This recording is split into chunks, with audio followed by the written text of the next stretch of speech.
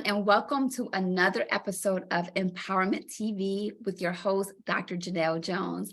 Listen, today you are in for a absolute treat. I am so excited for my next guest.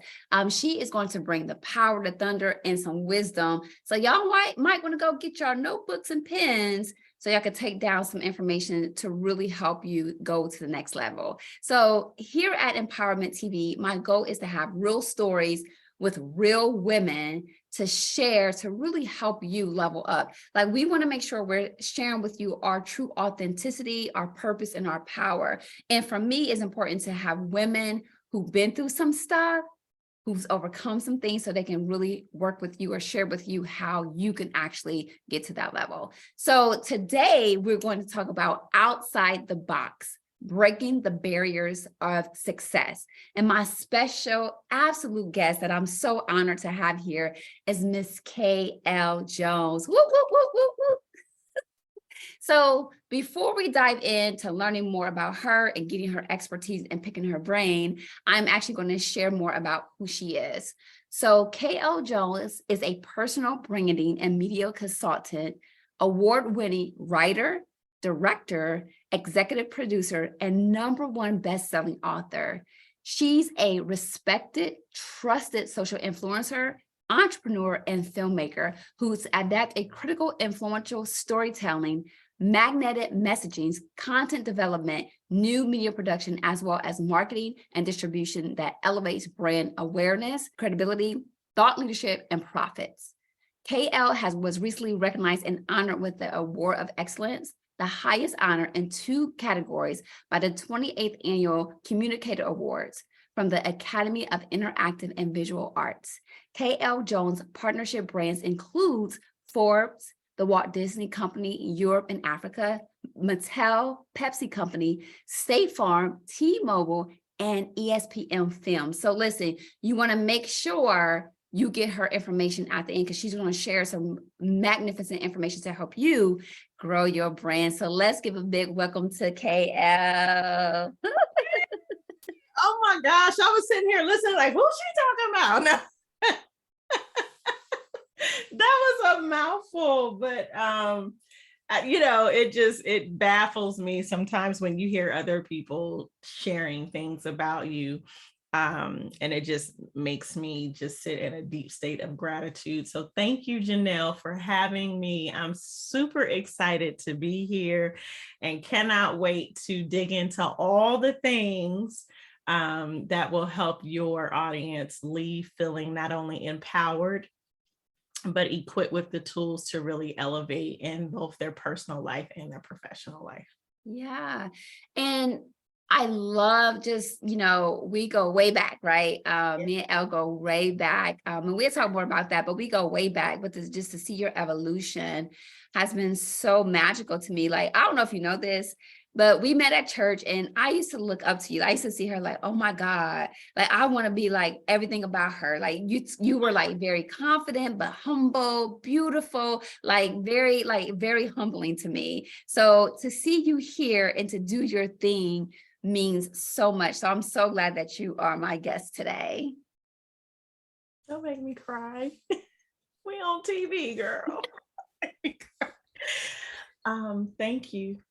Thank you. That means a lot to me because I hold you in such high regard. I'm extremely proud of you when we talk about evolution. And like you said, we've known each other for a really long time, more than 2 decades.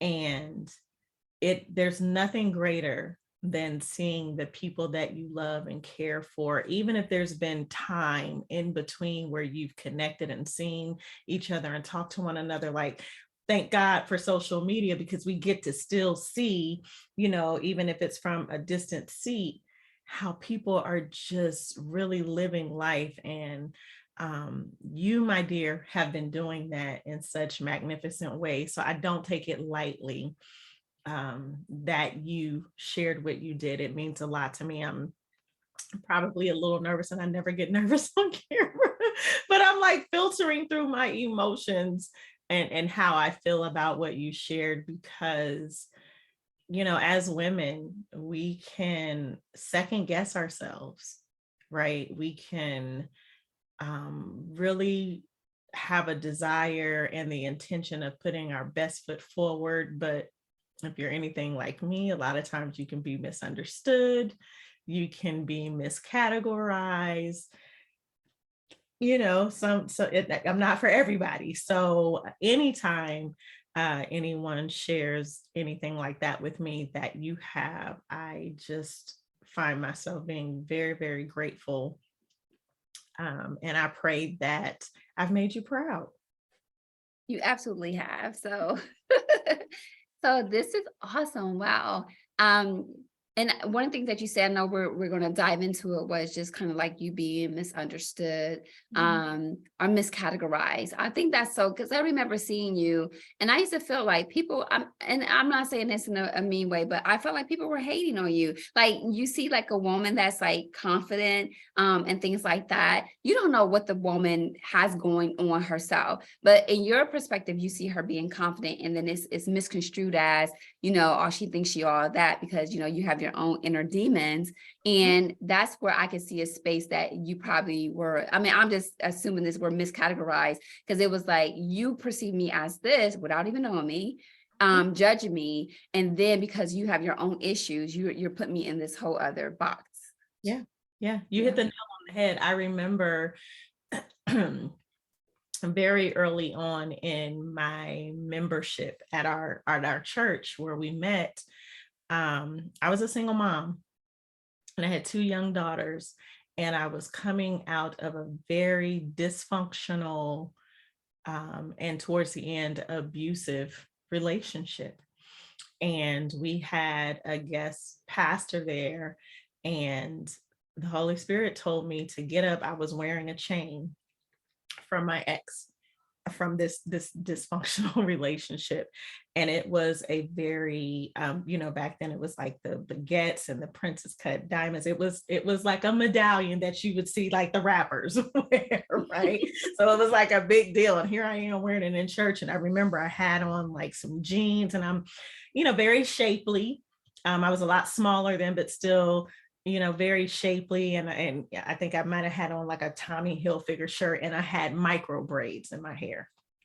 And I had just relocated back to Ohio from New York. So I had been living in New York. So I'm adding these things for context to, make it make sense and connect the dots. So I know that to some people in our town, in our city, in Columbus, Ohio, I probably stuck out like a sore thumb anyway, because here I was, even though I'm originally from Ohio, I'd been living away from Ohio for 10 years at that point, and New York was the last place that I lived before I moved back home. And so I had very much this East Coast, New York City roundaway girl type of vibe going on.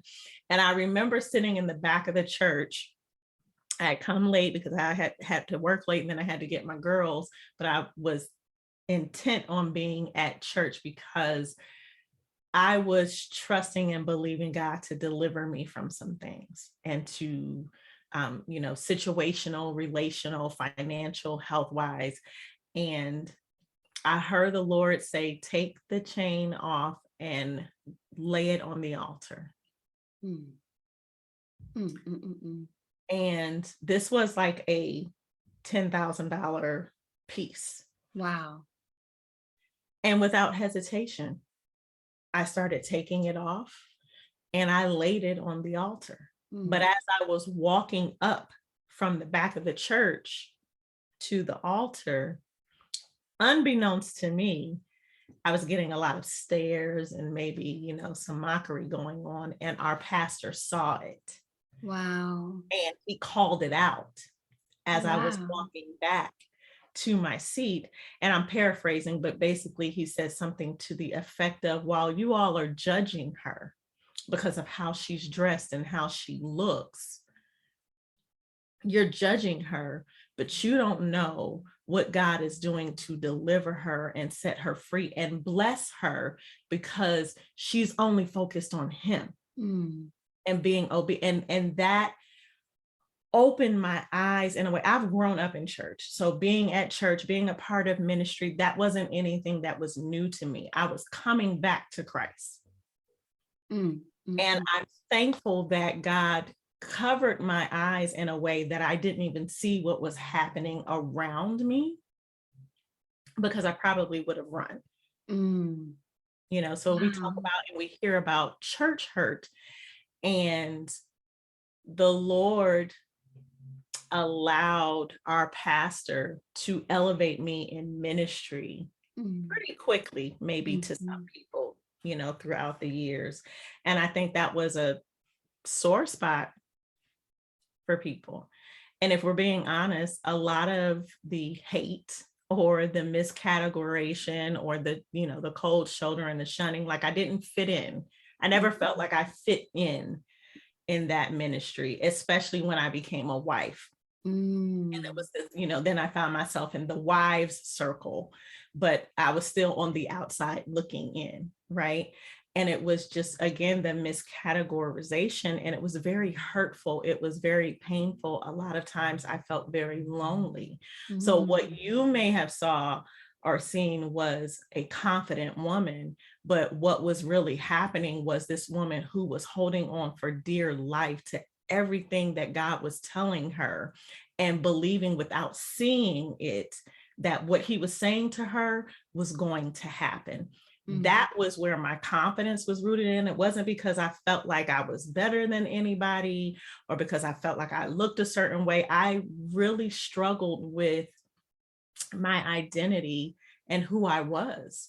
And it was mhm, old childhood wounds and, insecurities and things, because I've never fit in. Like I was born with a white patch in my hair and no pigmentation on my legs from my knees down to above my ankles. I had vitiligo before anybody really knew, what vitiligo was. And so I use this hashtag in my later years, hashtag born to stand out, because I believe God created me that way. But it took me a long time, more than 3 decades, if I'm being honest, more than 4 decades. I'm in my 50s now. It's only been in the last 7 to 10 years that I've begun to embrace that I was born to stand out and not feel bad about it. mm. You're in your 50s, girl. 52 this year. Stop. But listen, I don't want to take away from just your journey. Like, I didn't even know all of that, right? This the process that you went through and the insecurities and the things that you had going on inside. And this is why it's so important for us to not judge other women, which I see a lot, right? Especially in our community, in African American community, where we don't even give props to people. We look at what they got going on outwardly, and we just assume all this stuff, and we don't, or we neglect to give them a chance to share their story, what's really going on with them. And for all my ladies who are watching this, like, this is absolutely powerful to say. It took me almost 4 decades to really embrace me fully. Like, I felt lonely. I felt by myself in a place where you're supposed to go and feel wanted or feel like you belong, in a place where we're a community. We're here together to serve a God, and you don't feel that. We could do Nope. a whole segment on church hurt, but go ahead. We'll come back for part 2. Yeah. Right. No, Wow. I mean, it's so powerful. Go ahead. I'm sorry. Go ahead. no. I was just saying it is so true. And so you can, when someone says, I feel alone in a crowded room, I understand that innately on such a deep level, Mm, because that was very much my life. Like again, on the outside looking in, it might have looked like, oh, she's, they got her doing this and she's that, because, our church was way ahead of its time. yeah. Our ministry was. And so, if you were raised in the church, then you know how the announcements were. Well, we did announcements differently, right? Like we had a media department, and people don't understand or didn't understand, like I was serving in whatever way God would allow me to serve, because I needed something. Mm, I needed, there was generational trauma and hurt. My father was murdered when I was 10. And so for any woman who has their father, please just take a minute to say, thank you, God. Mm, God, I thank you. No yeah. matter what the relationship is like, if your father is living, just pause for a moment and say, God, I thank you. But for the woman who grew up like me without their father, whether it was because of their father's own choices or because, like me, someone decided that my father didn't deserve to live, there is something deeply transformative that happens in a young girl Mm, who doesn't have her father. There's something deeply transformative that happens within a child, but especially a young girl when she loses her father and in such a traumatic, violent way, right? Because we want to, it's in our nature as females to want to be adored, want to be poured into and edified and remind, like, oh, you're beautiful and you're my baby. And I'm proud. Like, I got that from my mother. mm, And I'm grateful for that. But I always felt like something was missing. It wasn't that my mom wasn't doing enough. It was simply like she couldn't fill the role of my father. And so when you grow up, again, I was 10 years old when my father was murdered, and just having all of these questions and being so confused. And my mother wasn't equipped to be able to navigate that space. Like, how do you prepare your mhm, child for that? And my parents were, had already been divorced for years prior to my father's death, but I still had a relationship with my father. And so I grew up seeking validation, mm, needing it, mm, needing to be accepted. And it doesn't matter where I lived, what part of the country I lived in, what job or role that I had, how I dressed, how I looked, how I wore my hair. I never felt like I fit in. mm, And so rededicating my life to Christ. And at that time, I was in my late 20s.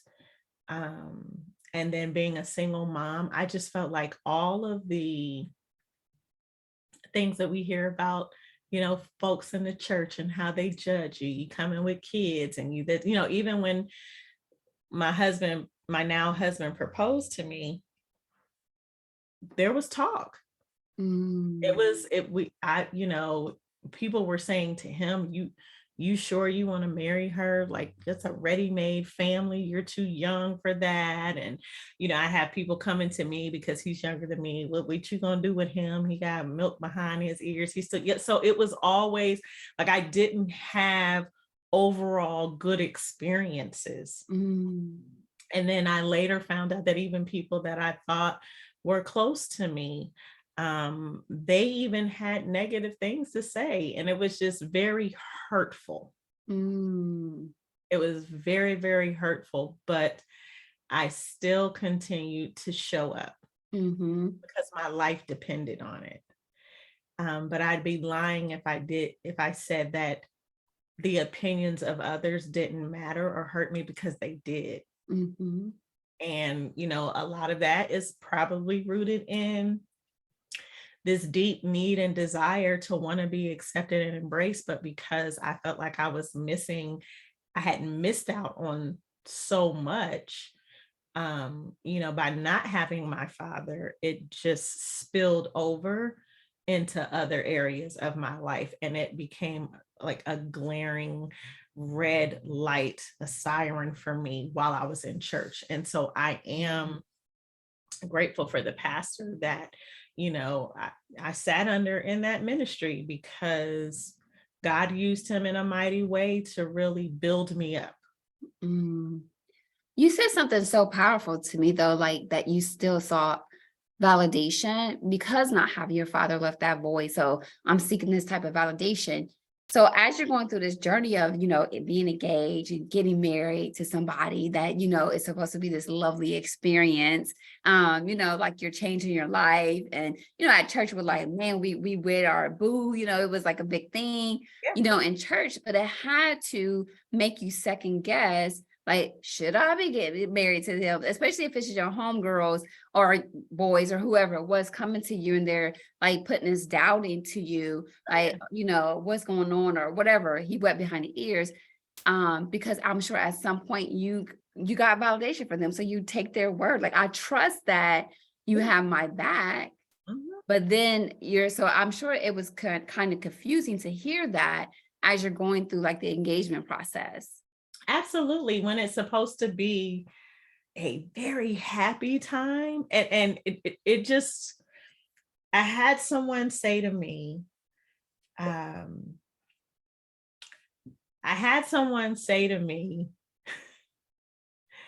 make sure you treat him good because he's a good guy and you don't want to mess him up. And that stuck with me. Oh my It goodness. hurt me.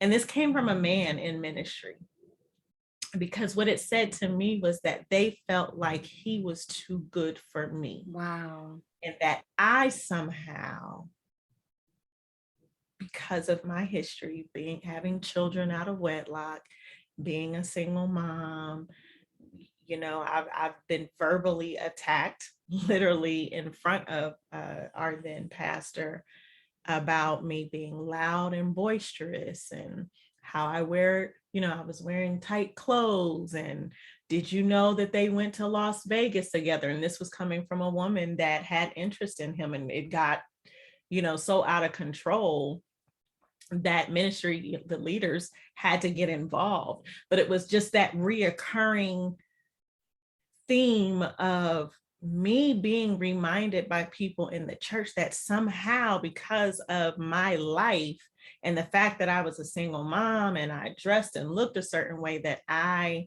wasn't qualified or didn't deserve to be there. I didn't deserve to be loved. I didn't deserve to be a wife in preparation, right? And so I had to go through a lot of undoing. Yeah. Like my mind is like tripping. Like, I'm sorry, because it's like I haven't heard a lot of this before.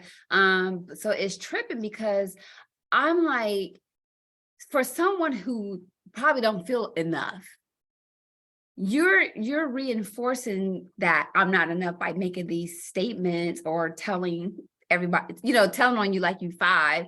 So that had to be kind of like a contention, like within yourself, like, am I? Yeah, absolutely. Am So I? it goes back to me saying how it took me 40 years, to get to the Man. place where I finally am just like, oh, I've embraced, this is me. And yes, I have flaws, but I am imperfectly made I am made in his image. So there's nothing that's wrong with me. But I allowed the world to dictate my value. Wow.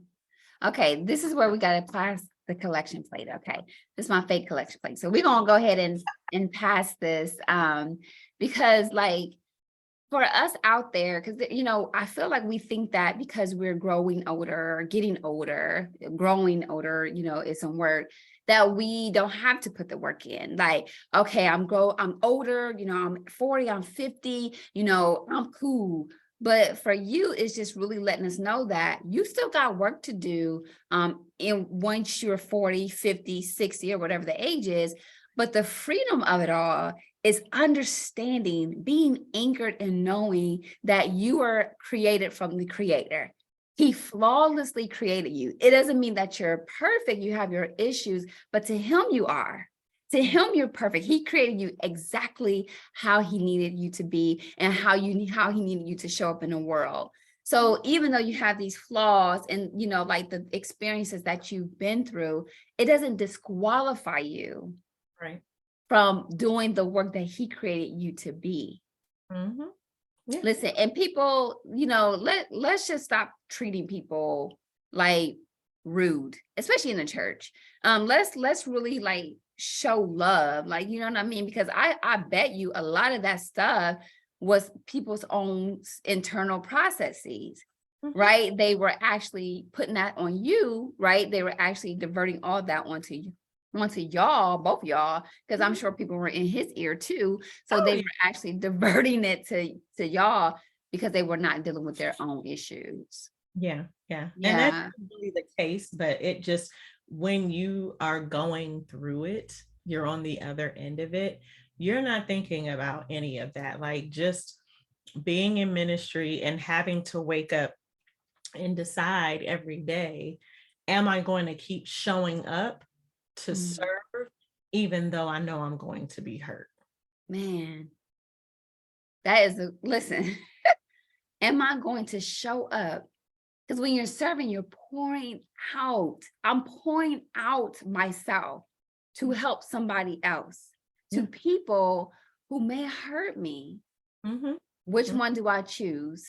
Which one do I choose? Girl, Which one do listen, I choose? I love, when we had our conversation, we talked about like, just your journey to get to here, Mhm. right? It wasn't easy. There was a lot of things that you had to go overcome to really get to here. One thing you talked about was navigating ministry in the marketplace. And like understanding that you're different. Like, I'm showing up, I'm different. I understand I'm different. I understand God called me and stood me out. But how were you able to navigate for your ministry in the marketplace with the business that you do? Because you're so excellent at branding. I mean, look at those awards. Y'all see those awards behind her? Like, she gonna tell y'all about them. But look, like, all of this, right, was not in vain. Yeah. And to get to this place. So since we're talking about ministry, how are you able to pivot that into the marketplace? That is an excellent question. I have to go back before I answer that. I have to go back and just put a cap on what we talked about and how important it is to, you have to have a great sense of awareness. Mm, And you don't always have it innately, but you got to develop it, right? And mhm, so imagine if I ran from the church because of the church hurt that I was experiencing. mhm, What God was doing, what the devil meant for bad, God was using for good and for his glory, because those days, even though some of them were, I had many difficult days in that ministry, it was training ground for me. It mm, opened, God used though that time in that ministry. I was there for 10 years. He used that time to develop me, right? mhm, Like, I started out as a child actor. I've always been a creative. My mother always had me in everything from dance to theater to the choir, you name it, pageants, like anything that was, had a creative morsel in it. My mother had me active and involved in it. And the ministry helped to cultivate that even more as an adult. But if I mhm, would have run from that, because of what I was experiencing, the pain that I was in emotionally, mentally, spiritually, I would have missed out on the opportunity to see how God was shaping my ministry to be in the marketplace decades later. mm, mm, mm. I grew up, like I said, in the church. So I come from a long line of apostles, prophets, evangelists, ministers, deacons, the nurses board. Like, that's my whole family, right? Mhm. I'm a PK. My mom is a pastor. Um, and so, but I always, what I would get there, and I don't, let me say this, I don't want to say that everybody at the church was bad, because there were people who embraced me and loved on me and poured into me. And I'm eternally grateful for those folks and still talk to, and I'm connected to a lot of them. And it was those seeds that were planted. And then the word, watering those seeds, the word of God, watering those seeds that helped to sustain me in times when I did just want to run. Mm. And so one of the things that I would always be told is, when you gonna start preaching, when you gonna start ministering? I'm like, nope, that's not me. That's not my calling. And I would, the Holy Spirit would give me a word to speak to somebody. And I'd just be like, you sure? And, I want to always be obedient, even when it makes me feel uncomfortable. And time again, I would have people say to me, how did you know? Like the very thing that I would walk up to them and say to them or pray to them about, they'd say, how did you know that? And so then I started, being told, you have a prophetic anointing. Like, you should go to ministry school. Because at the time, my mom, when she was in ministry school, she was already like a licensed minister, and she was, matriculating through seminary. And I was like, nah, that ain't me. But a lot of that was informed by my experiences that I was having simultaneously at that time. And I was like, my ministry is not within the four walls of the church. Because of the life that I've lived, because of the circles that I've been in, because of the things that I've been exposed to, I know God will use me to minister to people in unconventional ways. So if he tell me to go to the strip club, that's where I'm going. Not because I like strippers, but because that's what he told me to do. If he tells me to talk to the young lady on the corner or somebody, like ministry, we have to get out of this mindset or have this idea that ministry is linear and it only exists within the four walls of the church, and it only exists within certain offices within the church. And so once I embraced that I do in fact have a calling on my life to minister, I submitted my gift of ministry to the Lord. And the result of that was him allowing me to use that gift, calling me to use that gift in the marketplace. So I always say my business is my ministry. Listen, my business is my ministry. This means a lot to me because it's like, one, I feel like you use God as like your CEO, right? So it's not just me and my business, it's God in my business, right? And this is why we're talking about outside the box, right? And breaking the barriers of success, because we're going outside of what's the norm to really reach or do our calling, right? And for you to say that this place, and I know it wasn't just the church that we were at, but you spent a lot of time at that church, and that place helped to build the foundation. So your experience, ladies, right, or gentlemen, whoever's watching this, your experience doesn't mean it doesn't come back to you void. And like you said, the very thing that the enemy tried to do to destroy you is the very thing God use you for your ministry. Yeah. Like if you don't get this, if you're going through something right now, if you're feeling like, when am I done? Like, I can't imagine showing up in a space where I'm supposed to receive love. I'm supposed to not, well, I can't imagine, but not, get judged about, like, I'm supposed to come in flawed, like sin or whatever's going on. It's like even life, because it's like people were just judging you. Yeah. This space that's supposed to be like a safe haven. Mm-hmm. I'm coming in and I'm experiencing this type of hurt. I'm still showing up. I'm still here. I'm pushing through. And that very thing, those very fundamental principles that I learned from pushing through and developing is what I'm using today in my marketplace. Absolutely. It was a training ground. I served in the media ministry. So I was in front of the camera. I was behind the camera. I was producing shows. We had a television, like I was a part of all of that without even, again, I've, grown up in entertainment and the beauty industry. So it was not new to me, but the way that God was exposing me and using me was new in that capacity. I was also on the advisory board, and we'd have big concerts, so I was responsible for doing branding and marketing. We had CeCe Winans come and Joanne Rosari, like we had all of these major gospel artists, and we had local artists I was working with because I also had my own marketing consulting agency. So we had artists within our ministry that I was working with on their, their branding and stuff. And all of that was training ground for me and where I'm at today. But I could have forfeited it all if I allow my feelings to get in the way. Man, I'm looking at a soldier, right? In the army. They got a mission that they have to do.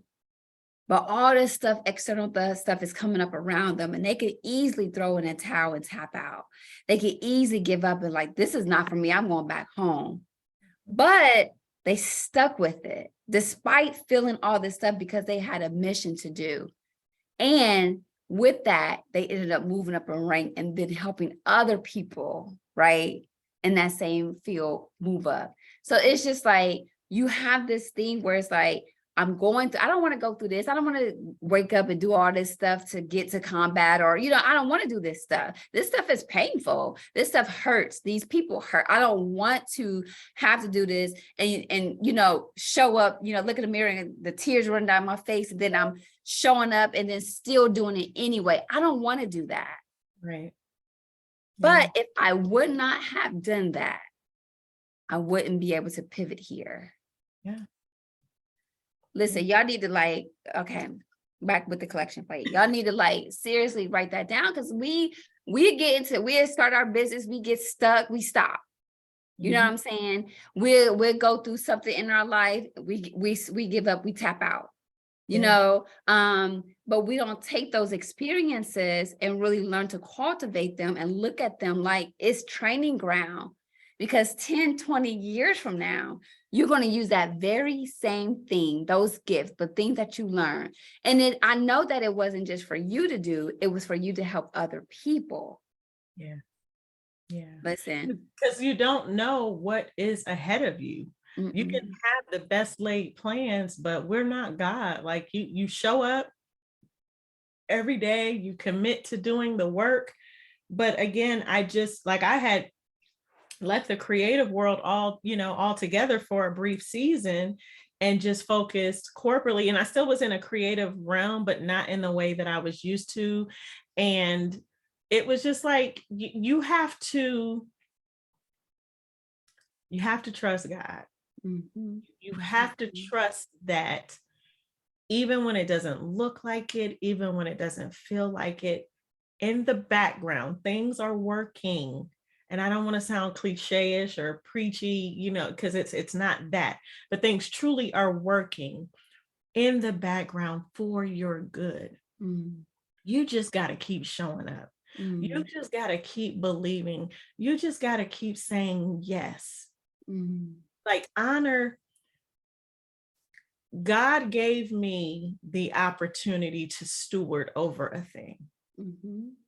And that thing wasn't mine. Like, it didn't belong to me. It was somebody else's. Mm-hmm.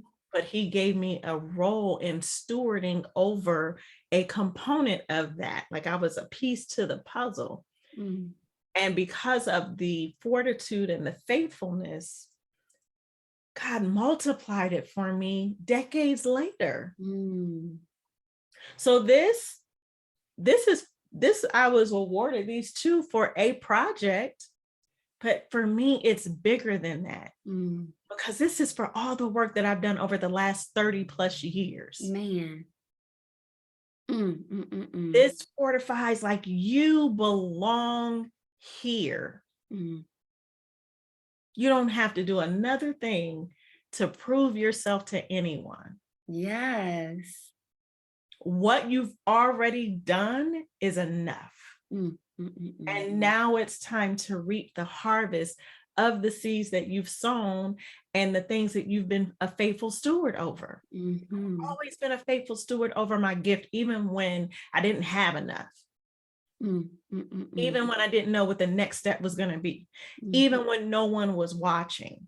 During the pandemic, I pivoted. I was in production for my documentary film, had to pivot, and ended up doing a live docuseries television show every week for 14 weeks. And during that time, I was losing family. We had, our civil unrest, the things were going on, with George Floyd, and all these things were happening. One of the women who was a part of my documentary film, who was a mother figure to me, passed away during that time. But I had to keep showing up and be a faithful steward over that. Mm, mm, mm, mm. Because it didn't, the project might have had my name on it, but it didn't belong to me. Like you said, God is the CEO. He's running this thing. Mm. So the journey may not always be easy, but you can always remain faithful. I want the collection plate.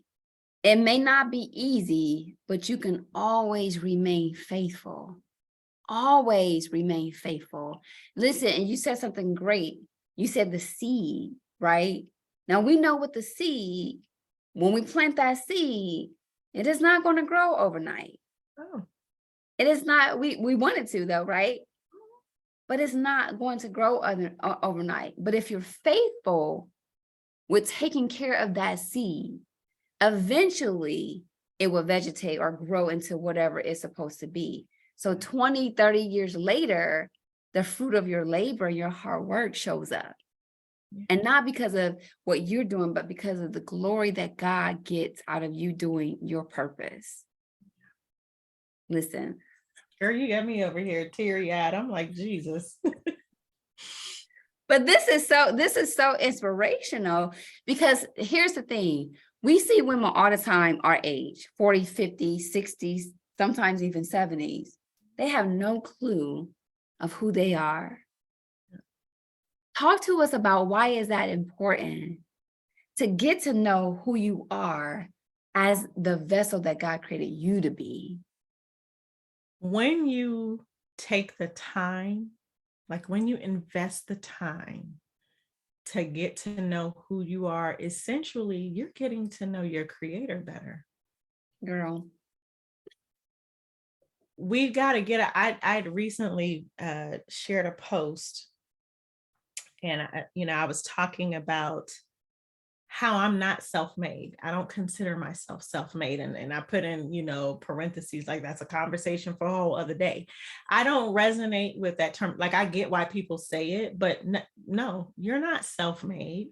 Mm-hmm. Even if you feel like you're the one that invested the money in your business and you created the products or the service, you still have to have a consumer that buys into what you're selling. Mm-hmm. You don't have a consumer that's purchasing, you don't have sales. So no, you're not self-made. Like people help you along the way. And I believe that you have to have a great sense of awareness. To get to know yourself, you can't allow the fact that you're insert whatever your age is to be a determining factor for what you believe you can and cannot do. I believe that as long as we are breathing, that means God's not finished. Like he still has purpose for us to accomplish. And each season of our life might look different than the previous one. And that's okay. You can't sit in this seat or this mindset of, well, because I'm 50, well, because I'm 45, well, because I'm 70, I don't need to learn anything new. I don't need to do anything new. That's the quickest way to walk up out of here. Mm-hmm. Mm-hmm. Because essentially then what you're saying to God is, I know it all, I've done it all, and I'm finished. Mm-hmm. Mm. And I don't know about you, but this one right here, I'm not done yet. So I am, yes, I'm a leader, you can insert whatever title, thought leader, expert, whatever that is. Those things don't move me one way or another. What matters to me is that I'm a student. Mm. And I believe that you can both be a servant leader and a student. And each environment will present you with an opportunity on which one you're going to show up as. Yes. I love it. I don't have a problem learning from folks that are older than me, and I don't have a problem learning from folks that are the same age as me, and I certainly don't have a problem learning from folks who are younger than me. When people say, you're not in your 50s, what do you mean? Like my oldest is about to be 31. I have 3 grandchildren, 2 adult daughters, and a teenage son. And people always say, what's your secret? I enjoy life. I enjoy learning. I mind my business. I treat people well. Mm, And I serve a good, mighty God. yes. Amen. And don't be talking about, well, maybe you ain't serving the right God because you got a little wrinkle here. Like, I got things about me, flaws and imperfections and things that I wish were different. But the reality is I believe youth comes from the heart. Yeah. Youth can be found, the fountain of youth can be found in your spirit and in your soul. Mm, yes. And I love that, because you hear people, in their 60s and they act like they're 90 because of their mindset, Yeah. right? And you have people who are in their 60s that look like they're in their 30s because of their mindset. Yeah. So we're gonna be like Aaliyah right here and say age ain't nothing but a number, right? Because like, it's all in your mindset. It's really how you perceive yourself. Like you said, you get a certain age and things start to ache and you start to do certain things. But what is your perspective of you? What is your perspective of your youth? And more importantly, what is your belief about your purpose? Because sometimes people don't believe they have a purpose. Like, I haven't, listen, we are not here just haphazardly. There's no way on earth that God created you just to exist, right? No. No way. But so many people do not tap into their purpose and understanding their creator, what the creator created for them to do. And it doesn't mean that your purpose has to be vast. Like, we're not telling you to be Steve Jobs, right? We're not saying you have to do all these extraordinary things, but in your own purpose, it's extraordinary. You just have to figure out what that is. And this brings me to my next point, because I hear this a lot. When I first started out being an entrepreneur, because I'm a creative, right? Because we come from the creator, I had 9,000 things that I wanted to do. And I always would hear people say to me, you need to stay in your lane. You need to focus on this. And I'm like, oh my God. Now I can understand being focused. Like, I do think it's important to focus, right? And not be all over the place. But it doesn't mean that you can shut down your creativity. So for you, like, when you're hearing people stay in your lane, why do you, or what advice would you give the multi-talented entrepreneur like yourself? Because you're good at a lot of, that you sing too. Like, I could see you on a stage singing, right, in the choir. So like, what advice would you give to the multi-talented entrepreneur about staying in your lane? Get rid of that idea. Like, don't even, if someone else is saying that to you, you get to decide what language and messaging you resonate with, right? If somebody calls you a vagabond, are you going to resonate with it and accept it because somebody else said it? Somebody that's in authority. If someone calls you, the K in my first name stands for Keisha. If somebody calls me Kisha, they're not talking to me, because that's not my name, right? I don't resonate with it. Like, who are you talking to? And so we get to choose if and how we're going to respond to what people say. Now, I haven't always been in the place that I am today with just being confident enough to be like, I don't care what you say or what you think, I'm going to do, because I would much rather be in obedience to what God is calling me to do than to have the acceptance and validation from someone who thinks I should be doing it. Listen.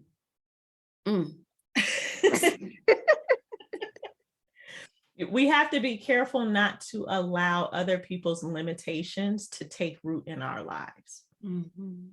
When someone says to you, focus on one thing, stay in your lane, they are speaking from their limited perspective and experiences. Just because that worked for you, or just because that's what you've seen done and it's proven to be a successful way of doing, doesn't mean that that's going to be the same outcome for me. And again, this goes back to one, having a great sense of self-awareness, but also, and two, and most importantly, is being connected to the creator. God of heaven is your creator. What is he telling you to do? I don't believe that God gave me the ability to sing, dance, write, be an orator, public speaking, to create things, styling, making wigs, doing makeup, modeling, being behind the camera, creating content, editing, producing. He didn't give me all of those gifts for me to just be like, oh, okay, well, I'm just going to do this one thing. Mm-hmm. Now, there might be a season that we operate in each of those things. And, it might not be simultaneously for some, it might be, and other times not. But if God gave it to you, he gave it to you for a reason. Mm. So you mean to tell me that you think that man or woman knows better than what God does about who you are, the man, the creator who created you? No. So I'm gonna give your audience a word to look up: multipotentialite. Say it one more time. Multipotentialite. And a multipotentialite, we hear a lot of times multi-talented, multi-creative. A multipotentialite is someone who actually has multiple skill sets and they're really great at them. That's me. Yeah. And once I learned about that, then I was better able to embrace it. But at the end of the day, it doesn't, all those different things that I just rambled off, I can do makeup, hair, styling, like all of that. It's always, how can I glorify God in these things? God, how would you have me to use this? That's good.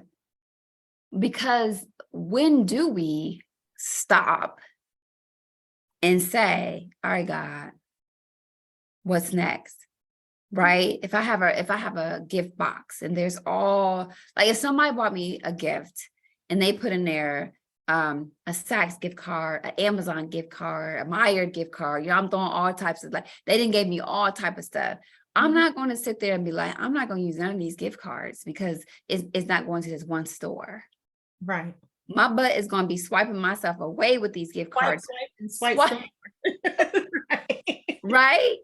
And that's how we have to see it. And I love that you said, it may not be a seasonal thing where you're doing 25 gifts, but ask God what you have in your hand, your gift, because all of us have a gift. Yeah. God, this is so good. Like, listen, I'm so serious. If you really are looking to get unstuck and move forward in your life, sit yourself down, like you just said, and ask God what to do with what to do with your God, like the talents, what's right? in your hands. What are like God? And don't get me wrong, there are some people who are great at a thing. That's their thing. And they might be a mathematician. They may be really, really great at numbers and calculations and analyzing formulas. That's their gifting. That's their talent. But they may not know anything about, like, how to change a tire or, put a new ceiling light in, whatever it is. Like, they are gifted at a thing and that's their thing. So you are going to have some people who have a gifting, and then you are going to have people who have multiple giftings, and each are important to our ecosystem of life. If we think about a grocery store, what's the operative word there? Grocery. Yep. What does grocery mean? Food. Good. Right? But when you go in the grocery store, is food the only thing that you see? No. It might be a big part of what you see. I don't know about y'all, but in my area, you go in the grocery store, you can find car oil, you can find air fresheners, dishwashing liquid, laundry detergent, mops, brooms, fabric softener, pet stuff. You can find some gift cards, birthday cards, balloons, you name it. Yeah. Non-grocery items. So the grocery store is the hub, but within the grocery store, it's all of these different offerings. And there are going to be people who walk through the front doors of that grocery store who are going to have a need that grocery store is going to fulfill. As vessels, we are no different. That's good. If you have multiple gifts, God will use you to use those gifts to serve others in season. Yes. That's good. Yes. I mean, when you said that, I thought about here in Ohio where it's cold all the time. Like when we go to the store, I'm like, you don't see watermelons really out unless, you know what I'm saying? Because it's not the season for them, right? So if you treat your gifts as such, how valuable are you able to use them in a timely manner and not get stuck on stay in your lane? Like you said, there's people who do that one-dimensional thing, and that's completely fine because I'm sure God is doing things with their purpose. But you have to know who you are, which is that self-awareness to know what your gifts are. And some of us hide from our gifts. Some of us put our gifts down. And I want to use you to talk about, what's the process of elevating yourself? Because you have an Elevate Now brand that is so dope. And you want to talk about that. But why is it important for you to really elevate yourself? Why does that matter? It really comes from everything will go back to the self-awareness and just really being connected to God. And so when you have an awareness, a deep sense of awareness about who you are and what you've been called to do, you can't stay stuck or comfortable. Elevating is simply evolving and growing and going higher. So we're both mothers. We have children. My 16-year-old son is towering over me today. But at 4 years old, he was just right at my wayside, maybe a little shorter, right? But imagine him being 16, like growing in age, but not growing in stature. He's not elevating. Just this past weekend took him because he's like, I need some new shoes. My shoes are starting to feel a little tight. And so I was like, okay, let's, have them measure your feet. And he's in a size 14. Oh, wow. Now, at the beginning of the school year, he was in a 13. Oh, wow. So less than a year. Less than a year. So his shoe size is elevating. Imagine if he's growing and elevating physically, but we don't get him new shoes and we're still trying to cram his size 14 feet in a size 13 shoe. How uncomfortable is that going to be? And then ultimately, what type of issues or problems is that going to create over the long term? Because he's now having to cram his feet in shoes that are too small. He's already elevated from a size 13. So we are in different seasons of our lives. Elevating is simply evolving and growing. Yes. Going higher. God is always calling us to higher. If you are the same person today that you were even 2 years ago, it's a problem. Say that one more time.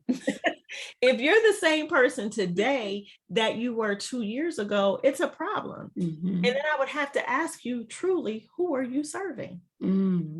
That's good. Who are you serving? Because the people that, again, we talked about those seasonal things, right? The people that I've been called to serve, that I was serving 2 years ago, there are some parallels and commonalities now, but God has even elevated who I'm reaching and talking to. Because we're all growing, and as we grow and evolve, we're going to have different needs. Yes. When God gave me Elevate Now, it was on my deathbed. I tell this story all the time, anytime I do any type of interviews or media features. In 2011, right at the height of my acting career, my world came to a screeching halt and was flipped upside down. I've been living with lupus for, at this point, more than 30 years. But at the time, I've been living with lupus for more than 20 years. And I had a really bad lupus flare, and it was unlike any that I had ever experienced prior to. So much so that it landed me in ICU, where I was in critical condition for a month. And I remember the doctors trying everything that they could. It was like, it was so much happening at one time. When I first got there, I had pancreatitis. I had like a intestinal infection and they couldn't figure out the source. My veins were collapsing. So I was bruised on my arms from them trying to put in IVs and draw blood, and even tried to put a pick in my neck in the ambulance on the way there, and the veins collapsed, and they had to use an ultrasound, a guided ultrasound, to even get an IV, to find the vein, to get the IV in. And I had internal bleeding. And so I had to have emergency surgery to stop the bleeding. But before they could do that, I had to have platelet plasma and blood transfusions because my platelets were really low. So it was all these things that were going on. And it was like this race against the clock. And then they were giving me all different types of medication and treatment. And I'm seeing every specialist known to man, from cardiologists to rheumatologists to internal medicine to infectious disease. No one knew or had any answers. They didn't know what was going on. They didn't have any answers. They were just throwing everything at the wall to try to get my body to come into submission and calm down. And my body wasn't responding. I was Brady, if you know what that is like your heart rate is really low, but my blood pressure was really elevated. Then my organs started being affected. And they came in and said, well, we don't know what else to do. Like, we've done pretty much all that we can do. And then there was one treatment left, and it was going to be, it was a decision that I had to make that was very risky. It was a risk. I had to start chemotherapy. I remember, and during this time, my son was about 4 years old at the time.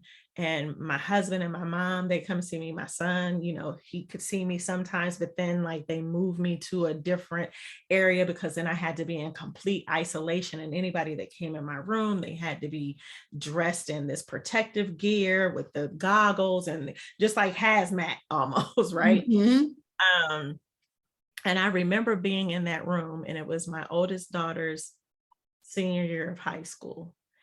And I just said, Lord, let me live long enough to see my baby graduate. That was my prayer initially. And the Holy Spirit checked me. I was like, okay, but you got 2 other kids. So do they not deserve to have their mom? And so I had tubes in my throat, and I was hooked to machines. It was tubes everywhere, like heart monitor, just everything. And I remember asking the nurse if she could give me some pieces of paper. And they sat me up in the bed, and I just started writing on each sheet of paper, I shall live and not die and declare the works of the Lord. And then I asked them to tape it up around my room. They did. And I remember I started chemotherapy, and the first treatment was going to be a consistent straight 24 hours. So treatment. And I had a reaction to it. They thought I had a stroke. I couldn't use the bathroom. Like, it was just all this stuff going on. And I remember praying like, Lord, please save me. And I heard his voice as clear as day say, the same way that I raised Lazarus from the dead, I'm going to elevate you from this deathbed. And my response to that was, wherever you tell me to go, whatever you tell me to do, whatever you tell me to say, and whoever you tell me to say it to, my answer will always be yes. So for me, elevate now is rooted in, it means literally somebody's life is on the line. And it might not be physically, like they may not have a physical thing that's going on, but their very purpose, their very being is on the line. And I have a responsibility to use everything that God has given me to help them elevate. And God just saw fit to entrust me to be able to elevate brands, leveraging the power of storytelling and media and content and messaging and marketing, all the things, all the experiences that I've had throughout my life. God just poured it all to like a delectable, well thought out recipe. And he was like, this is what I've given you. This is who I created you to be. Not everyone will understand it, like it, or embrace it, but know it's from me. And I have called you to do this. So whether it's in beauty, wellness, production, whatever it is, I go in with the confidence, even when I'm not so confident in myself and my abilities, I at least go in with the confidence that God's got me. Mm. And what I don't know, he knows, and he'll help me to uncover and figure it out. Man, that story was so touching. Like that almost added like the cake to the icing, right? Like, all your history of media and production and TV, and then to be in a space where you almost lost your life. Mhm. And God says, elevate. Mhm. It's like that whole journey, like it's like everything up until this point was like all for this. And for you to be able to, I know that you have great discernment and you see things, and for you to be able to take someone's brand and take it to another level based like just on the experience of being in a space where whatever you want me to do, God, I'm gonna say yes. So I'm not only elevating your brand, I'm coming with excellence. Yeah.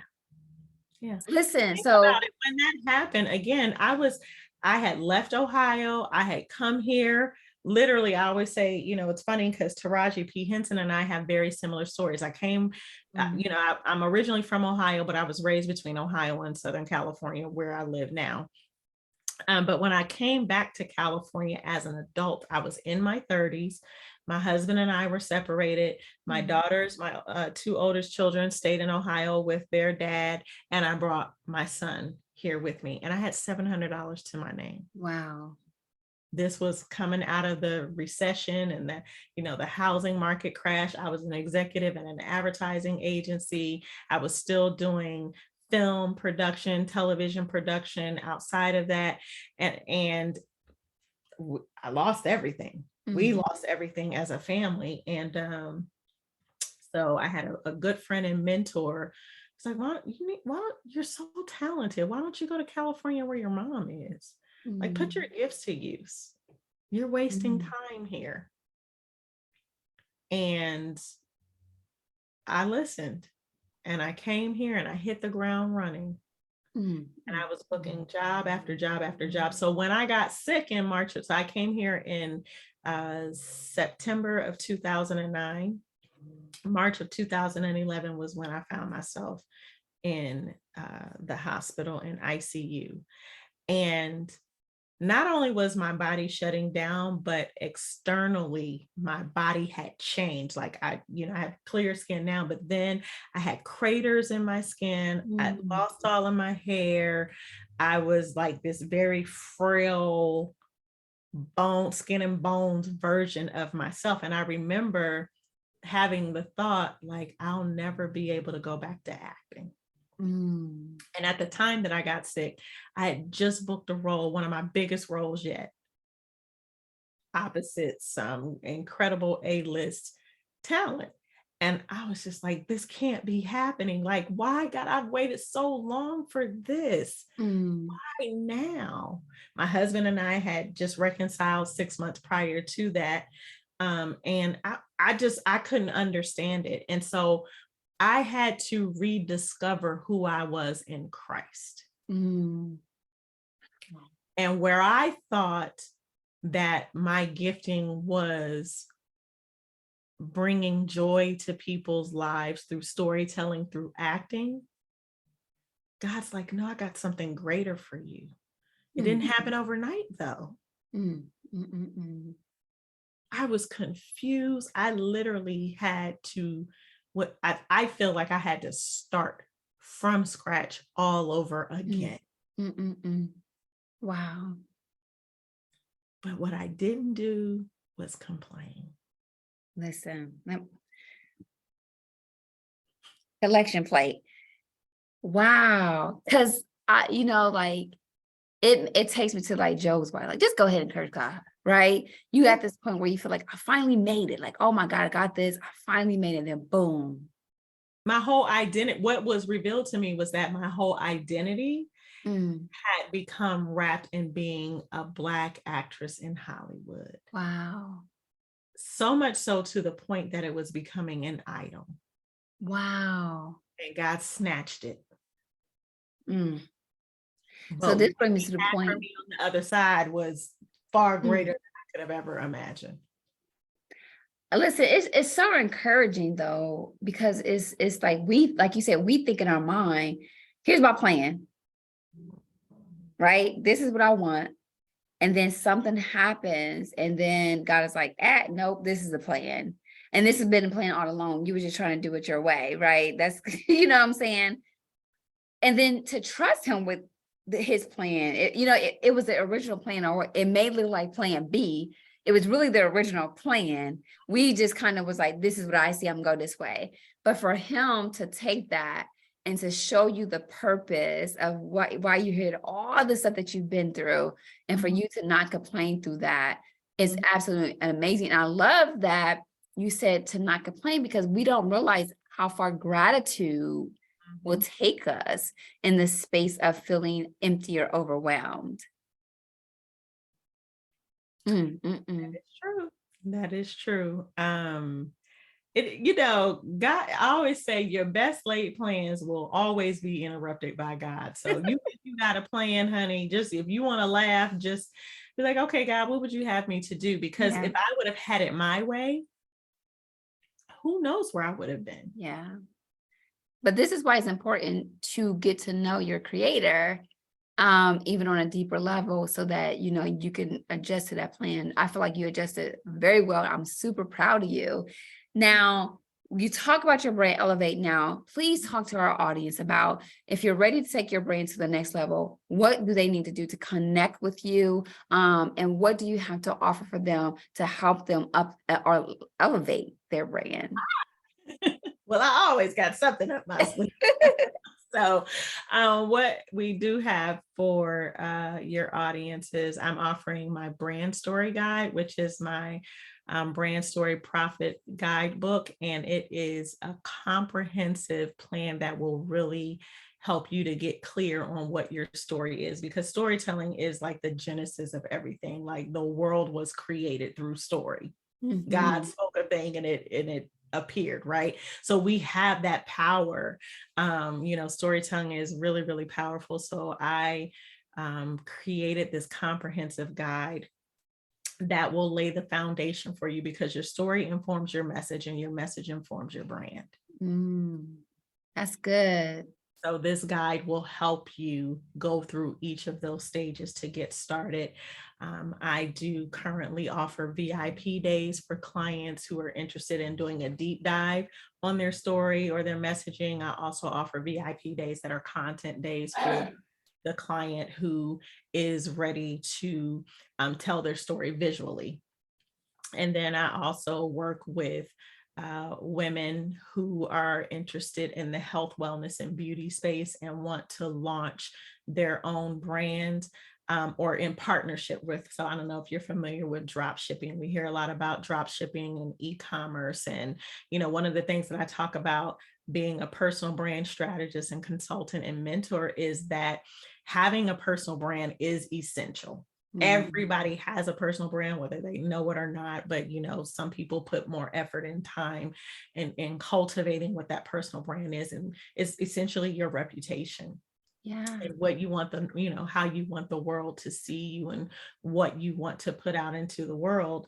But how that looks can be different for some people. They're coaches and consultants. Other people are creatives and entertainers and artists. You have other people who are leaders, publishers, speakers, authors. So it runs the gamut. You have some people who are well-known wellness experts. And this past year, I recently partnered with a phenomenal woman named Courtney Adelaide to help me get out of being a bottleneck in my own business. Because as a personal brand, when you are offering a service, even if you have a team or not, you can become a bottleneck in your business. And so I was already operating, like I said earlier in the show, operating in the beauty, health, and wellness space. And so I partnered with Courtney with one of my other brands, Elevated Beauty, which is powered now by Obali. And Obali is Courtney's company. And it is a drop shipping direct sales model, like in social selling. And so I help women who are ready to add another revenue stream to their Mm. personal brand portfolio and their business portfolio, especially in these economic times, whether you're making 6, 7, or 8 figures or not. You should have multiple streams of revenue. Every millionaire, every billionaire has them, and they talk about the importance of doing that.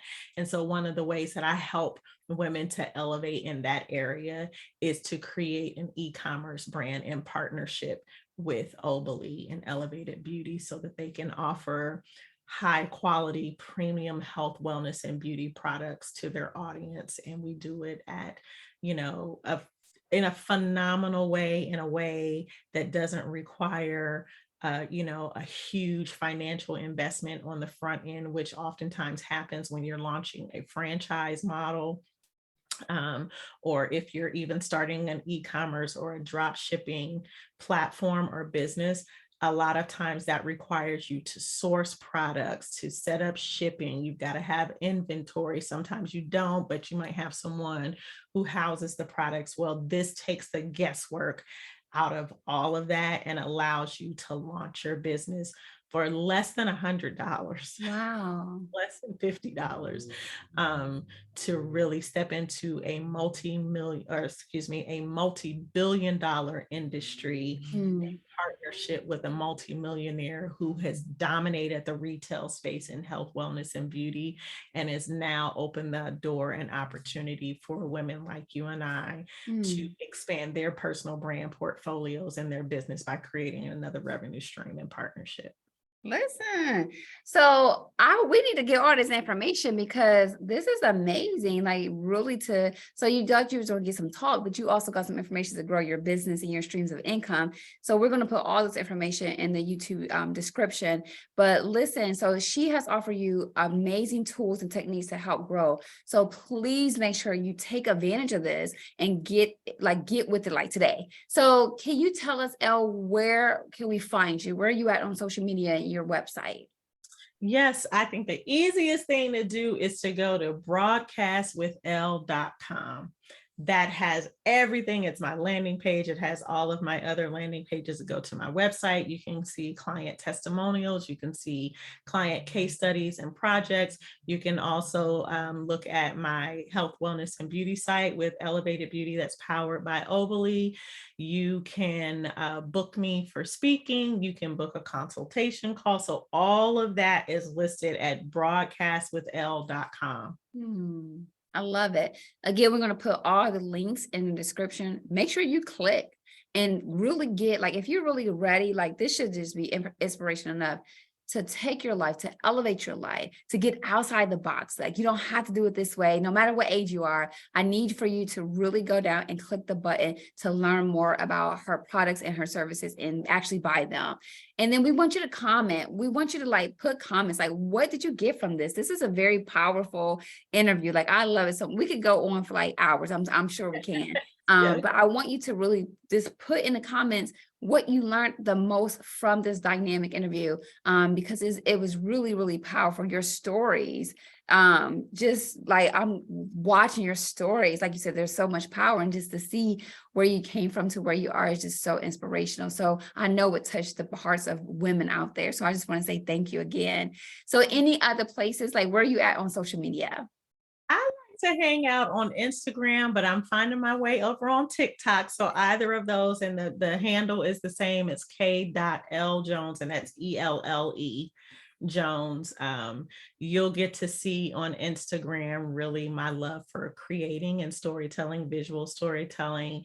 And I am in the process of learning how to transfer those skills over on TikTok because it's a slightly different type of platform, but I know it's a platform that I need to be on and really show up on powerfully because of the search engine capabilities that the platform has that Instagram doesn't necessarily have right now.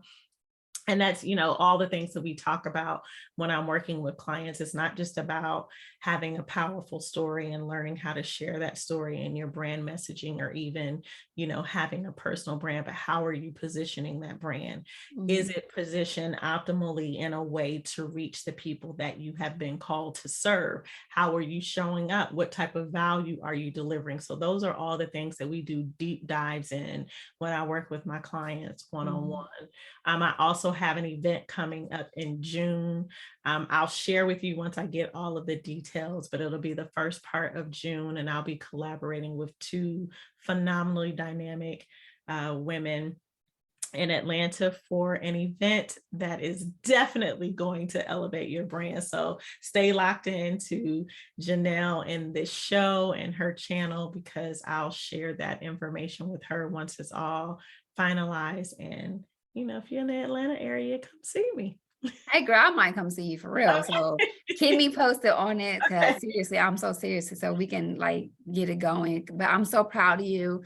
I am super honored that you spent time with me today, sharing your story and just really touching on things that I was like, wow, this is very impactful. I know the audience really appreciate you being here and sharing. So we just want to say thank you just for watching and being here. I'm super duper honored. And I'm looking forward for more information about Atlanta, because your girl might show up seriously. Pull up on me.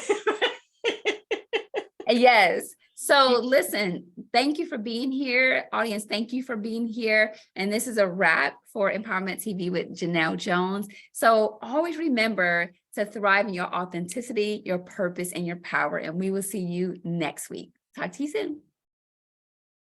Learn how to use the power of storytelling to humanize your brand and attract more leads, sales, and opportunities with KL's The Ultimate Brand Story Profit Guidebook. You can have this profit guide for yours at $97.